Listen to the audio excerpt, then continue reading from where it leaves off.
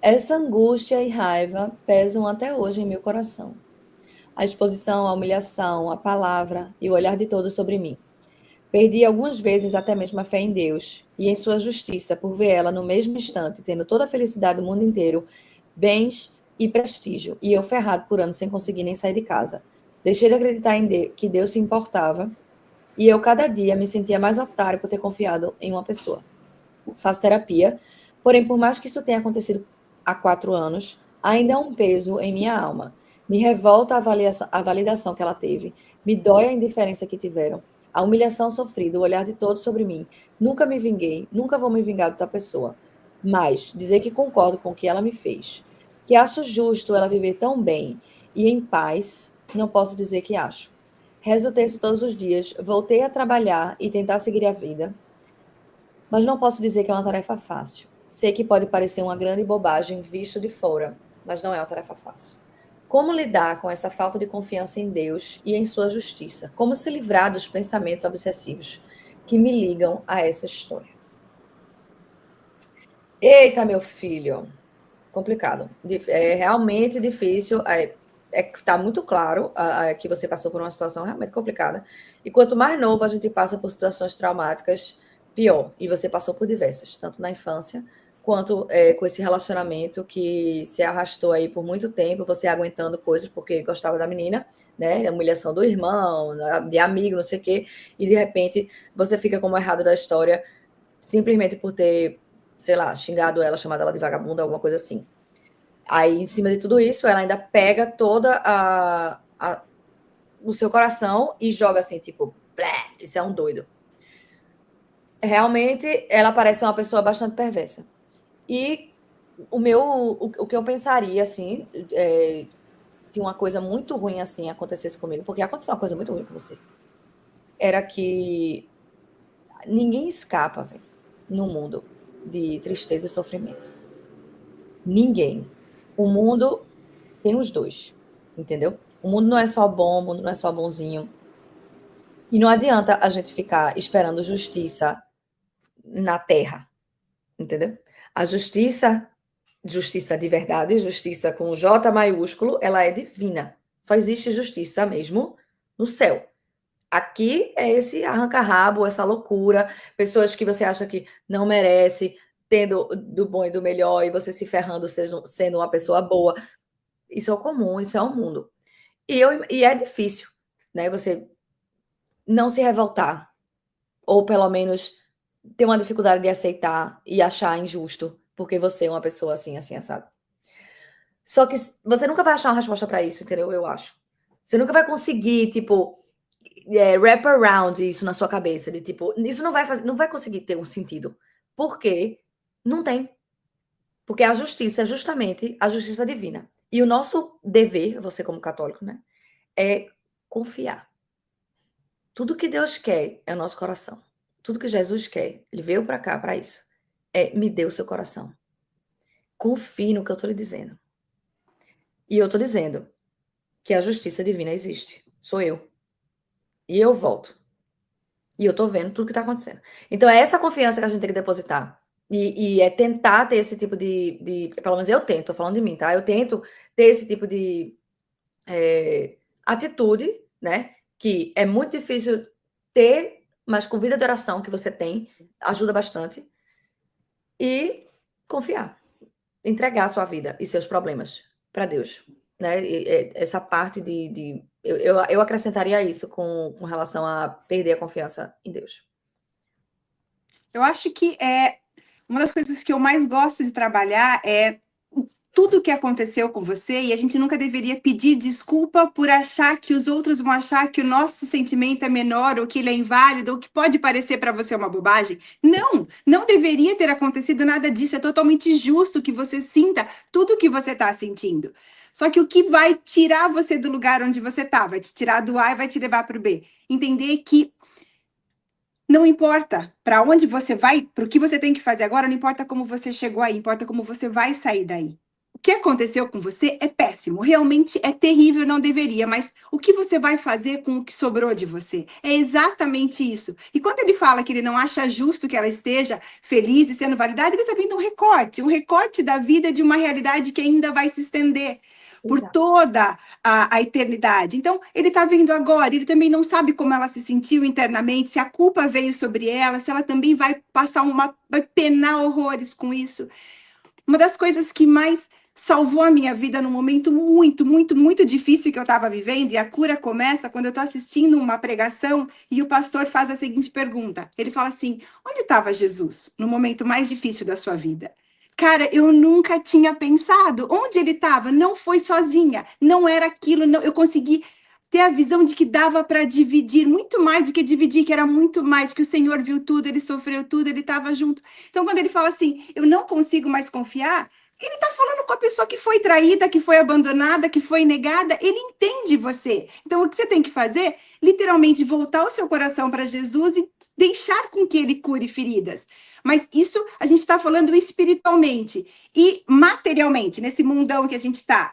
Se refazer. Objetivamente, o que eu faço, né? Se refazer, começar exatamente o que você falou. Continuar trabalhando, continuar, e agora ficar um pouco mais arisco. Quando que você vai poder abrir tudo isso? Quando a pessoa for confiável. E uma coisa, de verdade, não é porque uma pessoa foi canalha que todas as outras serão. Não.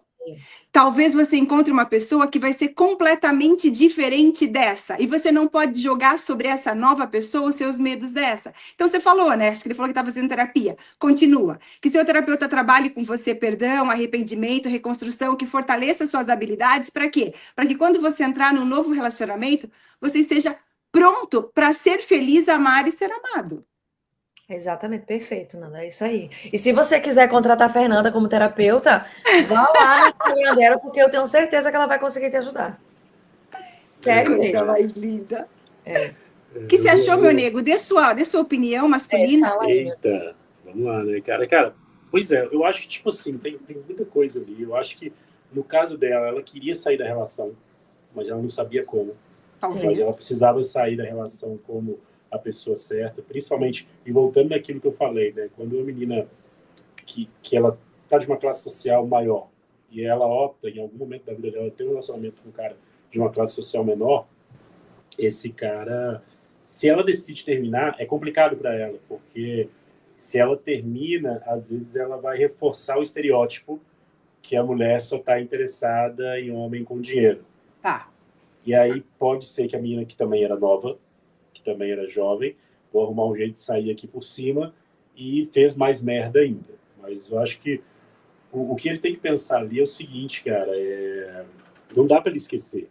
Ele não vai esquecer isso, porque isso faz parte da história, do arco dele, né?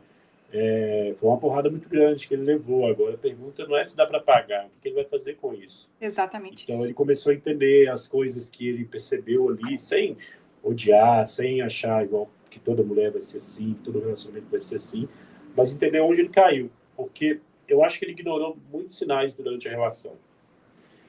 Talvez, acredito que ela seja bonita, né? E a beleza ela cega, né? Por isso que a gente tem ali as sereias de Homero, a Medusa. Aliás, quando você pega ali Bentinho de Machado de Assis, né? Ele se perdeu nos ciúmes porque ele não sabia lidar com a imagem de uma mulher idealizada, que era Capitu. Então, ele não sabia lidar com aquilo e ele se perdeu totalmente nos ciúmes. Inclusive, a maioria das pessoas falam sobre Bentinho e Capitu e se traiu ou não.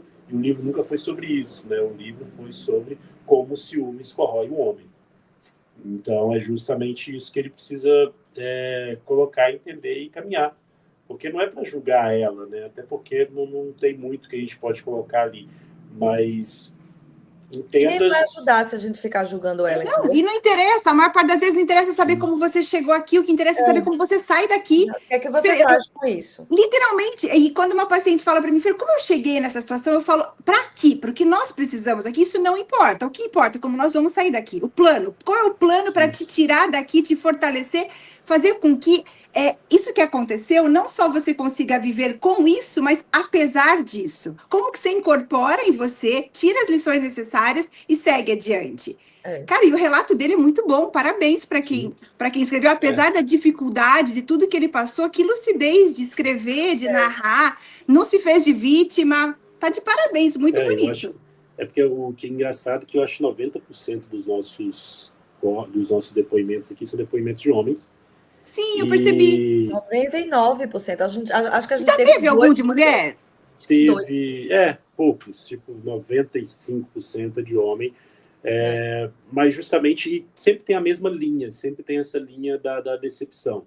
Eu tenho uma teoria minha, claro, que o homem ele tem que se fuder mesmo, para ele aprender e entender como a coisa realmente funciona e ele saber lidar com isso. O homem não tem esse ponto, né? Então, quando eu falo aqui, eu sempre tento olhar, tipo assim, cara, o que você fez? Eu acho que ele se iludiu dentro da relação. Sim. O que ela fez, independente se a gente pode psicologicamente pegar aqui, mas eu sempre falo, cara, não entra nisso não, porque você não sabe o mundo que está na cabeça dela, principalmente o mundo da cabeça de mulher, você não sabe, o que você sabe é você. E se você for uma base, se você tiver uma base firme, cara, até a mulher que poderia te atrapalhar, ela não vai te atrapalhar, porque ela vai entender que você é firme. Ela vai ele vai se blindar para entender as próprias emoções, entendeu?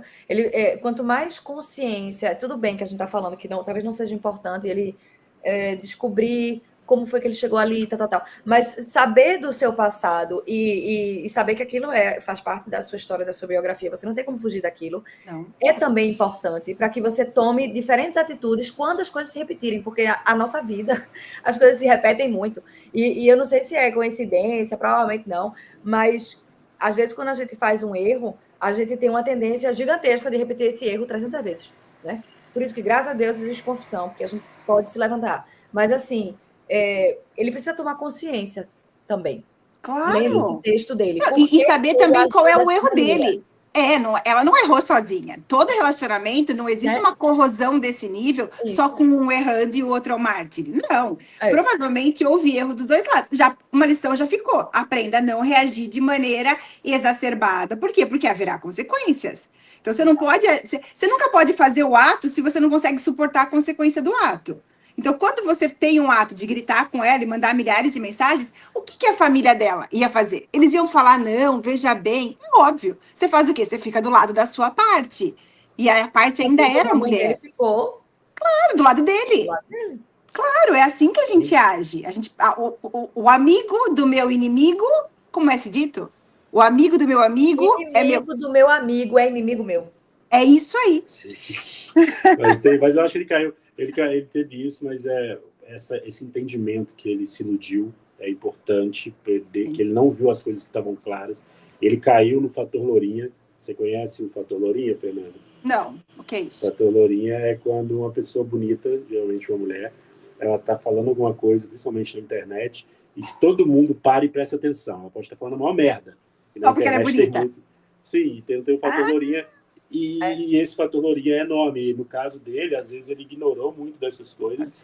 Porque a gente fala do fator Lourinha, porque provavelmente a namorada dele era muito bonita. E tipo assim, poxa, e ele ignorou tudo isso. Esse dia eu tava no Instagram, eu tava passando por um perfil, aí tem uma menina que ela fala muito de literatura russa. E aí ela é muito bonita, né? E eu parei assim, tava olhando. Eu fiquei, sei lá, uns 10 minutos vendo o vídeo dela, eu não entendia nada. Você tava vendo ela. E aí eu falei, caralho, eu tô vendo porque ela é bonita. Mas eu não entendia nada. Eu não entendia nada, eu achava que ela tava falando nada com nada, e coisa e tal. Eu falei, mas quando você se identifica, você pode simplesmente falar assim, realmente, eu vacilei aqui, deixa eu me ajustar. Agora, se você não identificar, você começa a entrar ali na medusa, começa a virar pedra, porque você tá dentro daquele processo, né? Exato. A beleza é atrativa, não tem como. Sim, a gente se atrai pela beleza. E mulher também fica, tipo, não é só o fator loirinha, eu diria que tem fator, sei lá... Mas não, o fator lourinha, ele é igual namoradinha, né? O fator lourinha, ele cabe para homem e para mulher também, só o termo lourinha, porque às vezes a lourinha, ela chama atenção de mulher e de homem também, né? Então, a mulher bonita que chega falando uma merda do tipo, que você não pode fazer isso, que você não pode usar calça, que você não pode usar isso, tem um monte de mulher que vai ir atrás dela porque ela é uma mulher bonita também. Entendeu? Tô entendendo, como se a beleza desse alguma autoridade. Sim. Conheça a nossa plataforma TV Lisão, onde vendemos vários cursos que não servem para porra nenhuma, mas você vai ficar mais inteligente, ok? Aqui nós temos uma educação helênica.